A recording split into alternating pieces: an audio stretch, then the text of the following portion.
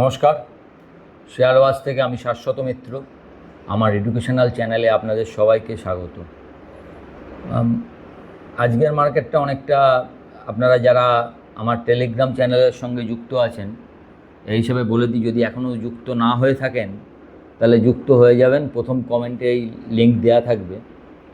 তারা জানেন আমি সকালবেলায় যখন মার্কেট খুলেছে তার আগেই যে লেখাটা লিখেছিলাম তাতে বলেছিলাম মার্কেট 23,800-র কাছে এলে একবার ওখান থেকে একটু বাউন্স ব্যাক করতে পারে। ঠিক সেরকম ঘটনাই ঘটেছে। 23,800 থেকে এসে 23,925-30 অবধি গিয়ে মার্কেট 23,900 সামান্য নিচে, সম্ভবত 23,897 বন্ধ হয়েছে। আপনি যদি ধরেন আমাদের পুরো যে আপ মুভমেন্টটা 22,182 থেকে 24,600, 2400 পয়েন্টের মধ্যে আমরা 600 থেকে ধরলে 700 পয়েন্ট মতো আমাদের হয়ে গেল। 23,800, সেই জন্য 800 পয়েন্ট বলেছিলাম। 33% আমি অলওয়েজ বলেছি স্বাভাবিক কারেকশান। সেই হিসাবে 24,600 থেকে 23,800 স্বাভাবিক কারেকশান হয়। কিন্তু মার্কেটের তো এখন শুধু স্বাভাবিকতা নেই, প্রতিদিন ধরুন কিছু নিউজ আসছে। আজকে যেরকম ধরুন এতদিন ধরে ফার্মা সেক্টর খুব ভালো চলছিল, আজকে আবার ফার্মাটা পড়লো। প্রথমে একবার দেখবেন যে এনার্জি সেক্টর নিয়ে একটা খবর হয়েছিল যে আমেরিকা এনার্জি সেক্টরের ওপর কিছু একটা করতে পারে, যার জন্য প্রথম দিকে দেখবেন ওয়ারি এনার্জি, আদানি গ্রিন, এগুলো সব নেগেটিভে খুলেছিল। কিন্তু যখন বুঝলো না এগুলো সেরমভাবে হিতাচি, পরে যখন বুঝলো যে এগুলো এতটা প্রবলেম করবে না, তখন দেখবেন ওগুলো আবার খুব ভালো রিবাউন্ড করলো। তার মানে কি, নিউজ বিভিন্ন জায়গা থেকে বিভিন্ন নিউজ হচ্ছে। আমি বলেছিলাম আজকে ব্যাংকিং সেক্টর প্রথম দিকে ভালো ছিল, কিন্তু তারপরে ব্যাংকিং প্রায় 400 পয়েন্ট নিফটি ব্যাংক নিচে যায়, সেখান থেকে আবার একটা সুন্দর রিকভারি আসে। মার্কেটেও যেরকম 813.65 বা 85 থেকে লো করে মার্কেটটা প্রায় 930 অবধি গেছে, মানে প্রায় 115-20 পয়েন্টের রিকভারি। কিন্তু একটা মজার জিনিস হচ্ছে, মার্কেট কিন্তু অনেক দিন পর আবার 24,000 ভেঙে বন্ধ করলো। শুধু 24,000 নয়, 23,900 ভেঙে বন্ধ করলো। তবে এখনকার মার্কেটে একটা অসুবিধা কী জানেন, লেভেলের কোনো দাম নেই। লেভেলের যদি দাম থাকতো তাহলে দেখবেন সমস্ত অ্যানালিস্ট, বেশিরভাগ অ্যানালিস্ট 24,500-র ওপর কী বলেছিল, যে আপনার শর্ট কেটে নেওয়া উচিত এবং নতুন করে লং করা উচিত। 24,500-র পর মার্কেট আরও অনেক ওপরে যাবে। আপনারা যদি আমার সোমবার বা বুধবারের ভিডিও দেখে থাকেন, 24,570-এ দাঁড়িয়েও আপনাদের বলেছিলাম, এই 24,570-ও বলছি, মার্কেট এখনও 23,500, 24,500 রেঞ্জে আছে। তার কারণ হচ্ছে এটা নর্মাল মার্কেট নয়, যেখানে আপনি চার্ট আপনাকে প্রেডিক্ট করে দেবে কোন দিকে যাবেন। এত কিছু নিউজ ফ্লো আছে, আপনাকে সেখানে এই চার্ট দেখার সঙ্গে নিউজটাকেও আপনাকে ভালোভাবে মিক্স করতে হবে। মিক্সিং অ্যান্ড গ্রাইন্ডিং যদি ভালো না হয় তাহলে এই মার্কেটে কাজ করা খুব কঠিন হবে। তো সেই হিসাবে আপনি তখন তো একটা ভেবে নেওয়াই হচ্ছিল, এই বুঝি কালকেই আমেরিকার ইরানের কোনো একটা প্রবলেম, এই সিজফায়ারটা হয়ে গেল বলে। তো সিজফায়ার হয়নি। আবার গতকাল থেকে ভাবনা হচ্ছে এই কালকেই মনে হয় এক্ষুনি ইরান আমেরিকাকে বোম মেরে দেবে বা আমেরিকা ইরানকে বোম মেরে দেবে। কিন্তু এখনও পর্যন্ত সব কিছুই লিপ সার্ভিসই আছে, কেউ কাউকে বোম মারবে না। তা আমার মনে হয় নতুন করে বোম মারামারি শুরু হবার আগে আরও একটু লোকে টাইম নিচ্ছে, নাহলে কি আছে, কেউ কিছু মানছে না। ইরান যেভাবে আমেরিকাকে যেভাবে নিচু করছে, তাতে আমেরিকা অনেক আগেই আক্রমণ করে ফেলতে পারত। আমেরিকাকে নিয়ে যা তা বলছে ইরান প্রতিদিন। আমেরিকা বলেছিল ওরা 8টা মেয়েকে মারতে পারে ইরান নাকি, সেটা আমেরিকার প্রেসিডেন্টের অর্ডারে নাকি 8টা মেয়ের মৃত্যুদণ্ড মুকুব করে দিয়েছে। ইরান এআই জেনারেটেড একই মেয়ের 8 রকম মুখ দিয়ে বলছে এই 8টা মেয়ের মৃত্যুদণ্ড আমরা মুকুব করেছি আমেরিকার প্রেসিডেন্টের কথায়। পুরো মকিং করছে আর কি। একটা প্রেসিডেন্ট নিজেকে কতটা নিচে নামাতে পারে তার প্রকৃষ্ট উদাহরণ গতকাল আপনি দেখেছেন। একজন পডকাস্টারের একটা খুব খারাপ বাজে উক্তি ভারত এবং চীনের নামে, সেটা প্রেসিডেন্ট নিজের সোশ্যাল মিডিয়া অ্যাকাউন্টে দিচ্ছেন। আরে আপনি কী করছেন? এটা আপনাকে ছি বলাটাও খারাপ। এটা ভারত, এর সংস্কৃতি 5,000 বছরের। তাকে আপনার একটা কথা দিয়ে আপনি নিচু করতে পারবেন? এই কথা দিয়ে বরঞ্চ আপনি নিচু হবেন, আপনি আপনার নিজের দেশকে ডিগ্রেড করছেন। ভারতই থাকবে, আমাদের 5,000 বছরের সংস্কৃতি, আমাদেরকে ওরমভাবে নিচু করা যায় না। যাই হোক, এইসব চলছে আর কি। যদিও আমাদের বিদেশ মন্ত্রক যথেষ্ট জবাব দিয়েছে, যা বলবার বলেছে। আসলে এইসব কথার জবাবও হয় না। তাহলে মানে কি বলতে হবে? এটা আপনার কলতলার ঝগড়ায় নামতে হয় এইসবের জবাব দিতে গেলে। যাই হোক, মার্কেটে ফিরে আসি। তাহলে এই যে জায়গাটা 23,900, আজকে আবার একটা খবর এসছে দুপুর 1:30-2টোয় যে পাকিস্তানের সঙ্গে নাকি ইরান একটা সিজফায়ার নিয়ে আলোচনা হয়েছে। এইটুকুই খবর। এখন সিজফায়ার নিয়ে আলোচনা সদর্থক, ইরান মেনে নিয়েছে, এরকম কোনো কথা নয়। পাকিস্তান আর ইরান একটা সিজফায়ারের আলোচনা করেছে।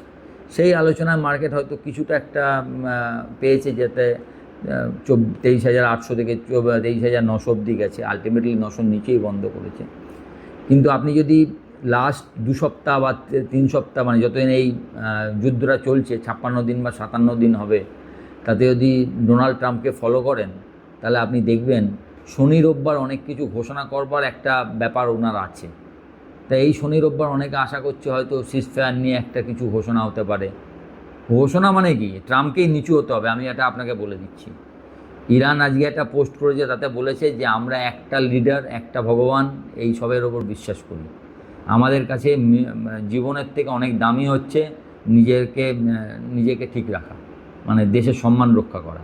সুতরাং ইরান কোনোভাবে নিচু হবে, মানে ইরান আমেরিকার কোনো শর্ত মেনে নেবে, ইউরেনিয়াম দিয়ে দেবে, হরমুজ খুলে দেবে, কোনোটাই আমার মনে হচ্ছে না। ইরান প্রথম থেকেই বলেছে হরমুজ আমি তবেই খুলব যদি আপনি ব্লকেড সরান। তাহলে এখন ব্লকেড যদি সরিয়ে নেয়, সেটা আমেরিকার ব্যাপার। তাহলে কিছু হলে আমেরিকাকেই এইটা মেনে নিয়ে ব্লকেড সরিয়ে একটা আলোচনায় যেতে হবে। দেখা যাক, সেটা তো আমার আপনার হাতে নেই। শনি রোববারে যদি কিছু না হয়, তাহলে হয়তো সোমবার আবার মার্কেট নিচের দিকে যাত্রা করবে। তার কারণ ক্রুডের দাম $107, এবং উইদাউট এনি নিউজ, কেউ কাউকে একটা বোমও মারেনি, তার আগেই ক্রুড 107-এ পৌঁছে গেছে। কারণ আমি বারবার আপনাদের বলছিলাম, এই সাইকেলটার কথা কেউ ভাবছে না। ক্রুড এতদিন ধরে, আমি বলি কালকেই ঠিক হয়ে গেলে যে ক্রুডের যাতায়াত ঠিক হয়ে যাবে, তা নয়।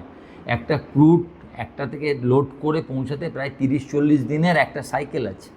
তাহলে এতদিন ধরে যারা আটকে আছে, এখন 30-40 দিন যাবে আসবে, তার মধ্যে একটা অসুবিধা হবেই। এবং অ্যাকচুয়াল দাম এবং যে দামে চলছে তার মধ্যে অনেকটা তফাৎ। $120-25 ভারত বলছে লাস্ট ক্রুড বাস্কেট কিনেছে, আর এখন এখানে দাম দেখাচ্ছে 106, মানে তফাৎটা প্রায় $19-20। সুতরাং spot price is much higher than the price আমরা যেটা কোট করছে যেখানে। সুতরাং একটা প্রবলেম তো আছেই। আপনাকে একটা ছোট্ট এই ব্যাপারে কথা বলে তাহলে বুঝতে পারবেন কি ব্যাপারটা। ভারতবর্ষের বাজেট হচ্ছে 46 লক্ষ কোটি টাকা থেকে 48 লক্ষ কোটি টাকার। তার মধ্যে ক্রুড কিনতে আমার লাগে 11 লক্ষ কোটি টাকা, যদি ক্রুডের দাম হয় $80। এটা হচ্ছে 23-24-25-এর। 25-26-এ কী হলো, ক্রুডটা আমরা রাশিয়া থেকে অনেক কম দামে পেলাম, আমরা $64 অ্যাভারেজে ক্রুড কিনলাম। সেই ক্রুডের দাম এলো হচ্ছে 9 লক্ষ কোটি টাকা। ফলে আমাদের 2 লক্ষ কোটি টাকা বাঁচলো। যেই 2 লক্ষ কোটি টাকাটা আমরা নানা রকম, এই যে দেখছেন কিছুটা ইনকামের ওপর ছাড় দিয়েছে, কিছুটা ট্যাক্স কম করেছে মাইনের ওপর, এইগুলো কোথা থেকে আসবে? না, এই 2 লক্ষ কোটি টাকা আমার বাঁচানো আছে, প্লাস এই টাকাটা আমার ইনফ্রাস্ট্রাকচারে খরচ হয়েছে, ইনফ্রাস্ট্রাকচার বেড়েছে। এখন যদি আমাকে $120 ক্রুড কিনতে হয়, তাহলে আমার যদি 9 লক্ষ কোটি টাকা $60 খরচা হতো, $120 কোটি তাহলে কত খরচা হবে? 18 লক্ষ কোটি টাকা। তাহলে যেটা 11 লক্ষ কোটি হতো, সেটা 18 লক্ষ কোটি। এই যে 7 লক্ষ কোটি টাকা আপনার এক্সট্রা যাবে, এই টাকাটা কোথা থেকে আসবে? নাই আপনাকে বড় করতে হবে, দেশ থেকে আপনার ঋণ বেড়ে যাবে, ফিসকাল ডেফিসিট মুশকিলে পড়বে, কারেন্ট অ্যাকাউন্ট ডেফিসিট মুশকিলে পড়বে, কিংবা আপনার এই 7 লক্ষ কোটি টাকার জন্য আপনি যে কাজগুলো করেন, মানে ডেভেলপমেন্ট ওয়ার্ক, আপনি ইনফ্রাস্ট্রাকচারের পেছনে যে খরচা করেন, সেই খরচা কমাতে হবে। তাতে কী হবে? জিডিপি কমবে, আপনার লোকে কাজ কম পাবে। তো এটা মানে শাখের করাত বলে, এটা তাই। সুতরাং ক্রুডের দাম আমাদের কাছে খুব ইম্পর্ট্যান্ট, এটা মাথায় রাখবেন।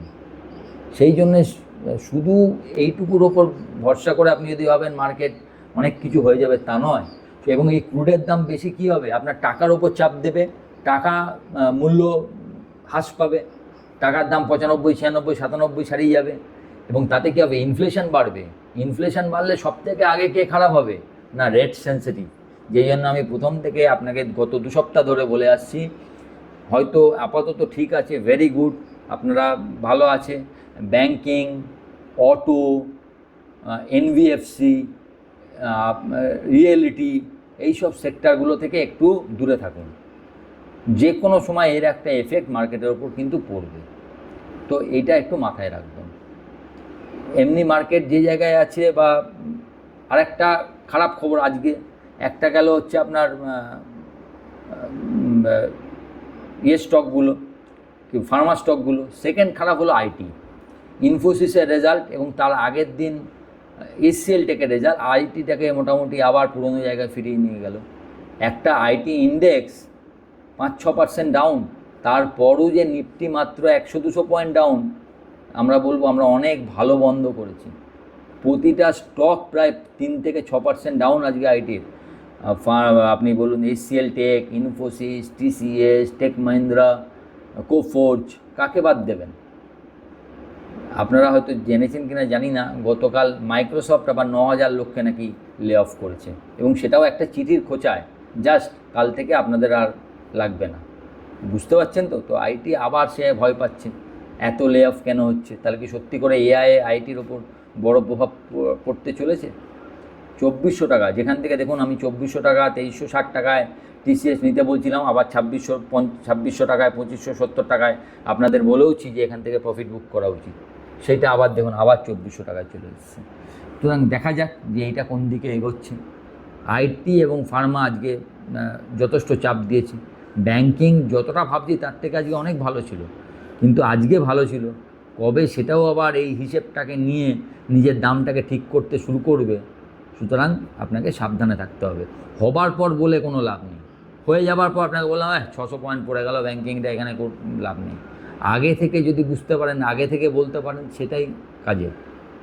আপনারা দেখেছেন আজকে সকালবেলা আমি জেনে আবার টেলিগ্রাম চ্যানেলে লিখলাম যে দেখুন 24,000 থেকে 23,800 বলেছিলাম, এখান থেকে একটা 50 পয়েন্টের স্টপ লস দিয়ে যারা পেপার ট্রেড করেন, খাতায় লেখেন যে আমরা দেখি তো আমারটা মিলছে কিনা, সেরমভাবে একটা দেখা যায় যেখান থেকে 50-100 পয়েন্ট ওপরে যাচ্ছে কিনা, আমার পড়াশোনাটা ঠিক আছে কিনা।